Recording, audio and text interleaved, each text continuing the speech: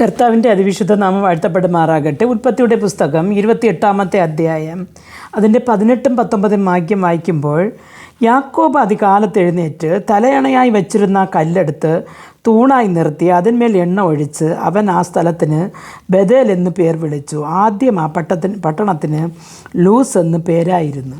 എൻ്റെ പ്രിയ ദൈവമക്കളെ, നാം നേരത്തെ കഴിഞ്ഞ ഇതിലൊക്കെ മെസ്സേജിൽ കേട്ടതുപോലെ യാക്കോബ് താൻ തിരിച്ചു വന്ന ആ ഒരു സ്ഥലം വന്നപ്പോൾ രാത്രിയായി.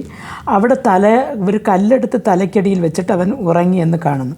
ആ സ്ഥലത്തിന് ലൂസ് എന്ന് പേരായിരുന്നു എന്ന് ബൈബിളിൽ കാണുന്നു. ലൂസ് എന്ന് പറഞ്ഞാൽ കഷ്ടതയുടെയും കണ്ണുനീരിൻ്റെയും ഒരു താഴ്വര എന്ന് പറയാം. പക്ഷെ അവിടെ നിന്നാണ് സ്വപ്നം കാണുകയാണ് യാക്കോബ് ഒരു ഗോവേണി വെച്ചിരിക്കുന്നതും ആ ഗോവേണിയുടെ പുറത്തുകൂടെ ദേവദൂതന്മാർ കയറുകയും ഇറങ്ങുകയും ചെയ്യുന്നത് കണ്ടു. കർത്താവ് അതിൻ്റെ മുകൾ ഭാഗത്ത് നിന്ന് അപ്പോൾ കയറുകയും ഇറങ്ങുകയും ചെയ്തു എന്ന് വെച്ചാൽ ആ കഷ്ടത നിറഞ്ഞ ആ ഒരു ഇരുട്ടായ ആ ഒരു സ്ഥലത്തും ദേവദൂതന്മാരുണ്ടായിരുന്നു. അതാണ് അവർ കയറിയത്. എൻ്റെ പ്രിയ ദൈവമക്കളെ, അപ്പോൾ രാവിലെ എഴുന്നേറ്റപ്പോൾ യാക്കോബ് പറയാണ്, യഹോവ ഈ സ്ഥലത്തുണ്ട്, അത് നിശ്ചയം. ഞാനും അതറിഞ്ഞില്ല. നിർബന്ധമായിട്ട് ഇത് യഹോവയുടെ ഇത് സ്വർഗത്തിൻ്റെ വാതിലാകുന്നു എന്ന് പറഞ്ഞു. താൻ തലയണയായി വെച്ചിരുന്ന കല്ലിനെ എടുത്ത് നിർത്തിയിട്ട് അതിൽ എണ്ണ വാർത്തിട്ട് പറയുകയാണ്, വെച്ചിരുന്ന കല്ലെടുത്ത് തൂണായി നിർത്തി അതിന്മേൽ എണ്ണ ഒഴിച്ചു അവൻ ആ സ്ഥലത്തിന് ബഥേൽ എന്ന് പേര് വിളിച്ചു എന്നിരിക്കുന്നു. എന്നിട്ട് അവൻ അവിടെ ഒരു ബഥേൽ എന്ന് പേര് വിളിച്ചിട്ട് അവനൊരു നേർച്ച കഴിക്കുകയാണ്.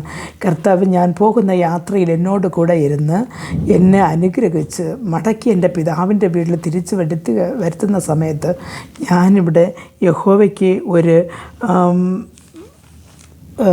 ആലയം പണിയും എന്ന് ഈ തൂണായി നിർത്തിയ കല്ലിന്മേൽ യഹോവയ്ക്ക് ഞാനൊരു ആലയം പണിയുമെന്ന് പറയുകയാണ്. അതുമെല്ലാം പറയുകയാണ്, നീ എനിക്ക് തരുന്ന സകലത്തിലും ഞാൻ നിനക്ക് ദശാംശം തരും എന്നും പറഞ്ഞു.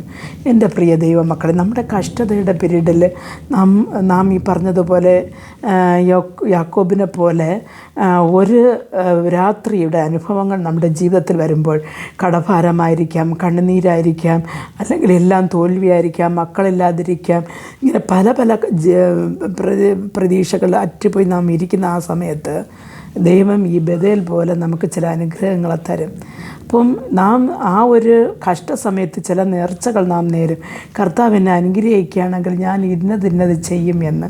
പക്ഷെ കർത്താവ് അനുഗ്രഹിച്ചതിന് ശേഷം നാം അത് ചെയ്യാറുണ്ടോ എന്ന് നാം നോക്കണം. എൻ്റെ പ്രിയ ദൈവമക്കളെ, ഒരു സമയത്ത് ഞാൻ എൻ്റെ ദൈവത്തോട് പറഞ്ഞതാണ്, എൻ്റെ വീട് ചോർന്നൊലിച്ചപ്പോൾ ഞാൻ പറഞ്ഞു, ദൈവമേ, എനിക്ക് ചോരാതുള്ള ഒരു വീട് തരികയാണെങ്കിൽ, ഞാൻ 2002 നേർന്നതാണ്, ചോരാതുള്ള ഒരു വീട് തരികയാണെങ്കിൽ ഞാൻ 2 പിള്ളേരെങ്കിലും വിളിച്ചിരുത്തി ദൈവവചനം പറഞ്ഞു കൊടുക്കാം എന്ന്, ഒരു പ്രതിഫലനം നോക്കാതെ എന്ന്.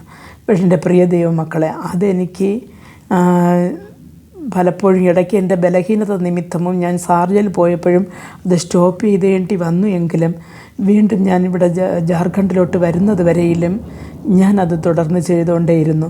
ഇപ്പോഴും 2 പേർക്കെങ്കിലും സുവിശേഷം പറയുവാൻ, ഡെയിലി ദൈവത്തിൻ്റെ വചനം പറയുവാൻ ദൈവം എനിക്ക് യൂട്യൂബിൽ കൂടെ ഒരു പാത ഒരുക്കി തന്നു. നാം ദൈവസന്നിധിയിൽ പറയുന്ന കാര്യങ്ങൾ പിന്നെ മറന്നു പോകരുത്. ഇവിടെ പറയുകയാണ്, ഞാൻ എല്ലാറ്റിലും ദശമഭാഗം കൊടുക്കുമെന്ന്. അതേപോലെ തന്നെ ഞാനും എൻ്റെ ജീവിതത്തിൻ്റെ എല്ലാ മേഖലകളിലും കഷ്ടസമയത്തും ഞാൻ എൻ്റെ ദൈവസന്നിധിയിൽ എനിക്ക് കിട്ടുന്ന വരുമാനത്തിൽ നിന്ന് ദശാംശം കൊടുക്കുവാൻ ഞാൻ മറന്നിട്ടേയില്ല. ആ കർത്താവ് ഇന്ന് എന്നെ നടത്തുന്ന വഴികൾ അത് ഭയങ്കരമാണ്. എൻ്റെ പ്രിയ ദൈവമക്കളെ, നാം യഹോവയുടെ നാമത്തിൽ ഏതെങ്കിലും ഒരു നേർച്ചകൾ ചെയ്തിട്ടുണ്ടെങ്കിൽ കഴിയുന്നതും അത് നാം ചെയ്ത് തീർക്കണം. ഇവിടെ പറയുകയാണ്, ഞാൻ ഈ ബഥേൽ എന്ന് പറഞ്ഞ ആ സ്ഥലത്തിന് പേരിട്ടിട്ട് പറയുകയാണ്, ഞാൻ മടങ്ങി എൻ്റെ ദൈവം വരുത്തുമ്പോൾ ഞാനിവിടെ ഒരു ആലയം പണിയും, ഞാൻ എല്ലാത്തിനും ദശമഭാഗം കൊടുക്കുമെന്ന്. പ്രിയ ദൈവമക്കളെ, ഞാൻ എൻ്റെ വീട്ടിന് പുതിയ വീട് പണി കഴിച്ചപ്പോൾ അതിന് ബഥേൽ എന്ന് പേരിട്ട്. കാര്യം എന്തെന്ന് പറഞ്ഞാൽ ഒത്തിരി ലൂസാക്കിയ ഒരു കാമ്പൗണ്ടായിരുന്നു അത്. ഒരുപാട് കഷ്ടതകളിൽ കൂടെ, ഒരു നഷ്ടങ്ങളിൽ കൂടെ ഞങ്ങൾ നടത്തിക്കൊണ്ടുപോയപ്പോൾ ആ ഒരു വീടാണ്.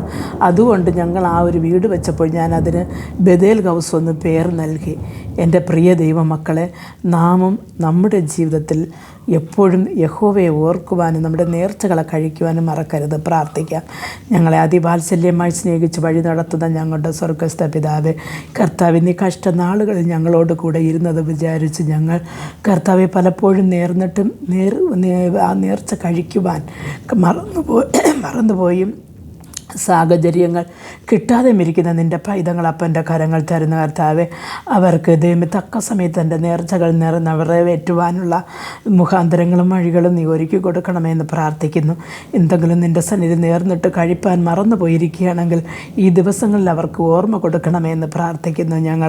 കർത്താവ് ഞങ്ങൾക്ക് കിട്ടുന്നതിൽ ദൈവസന്നിധി ദശാംശം കൊടുത്ത് ദൈവസന്നിധിയിൽ കർത്താവ് നിന്നെ ആരാധിച്ച് മുന്നേറുവാൻ ഞങ്ങൾ ഓരോരുത്തരെ അനുഗ്രഹിക്കണമെന്ന് പ്രാർത്ഥിക്കുന്നു.